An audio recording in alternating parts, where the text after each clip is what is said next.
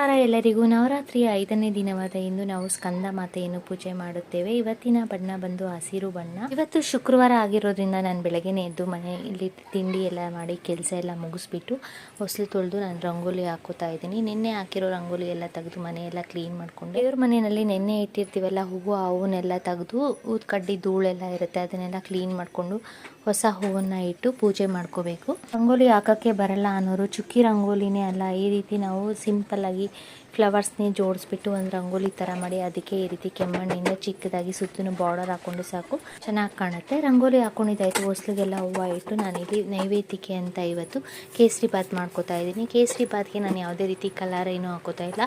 ಮೊದಲಿಗೆ ತುಪ್ಪದಲ್ಲಿ ರವೆನ ಹುರ್ಕೊಂಡು ಈ ರೀತಿ ಒಂದು ಸ್ವಲ್ಪ ನೀರು ಹಾಕ್ಬಿಟ್ಟು ರವೆನ ನಾನಿಲ್ಲಿ ಒಂದು 2 ನಿಮಿಷ ಬೇಯಿಸ್ಕೊಂಡಾಯಿತು.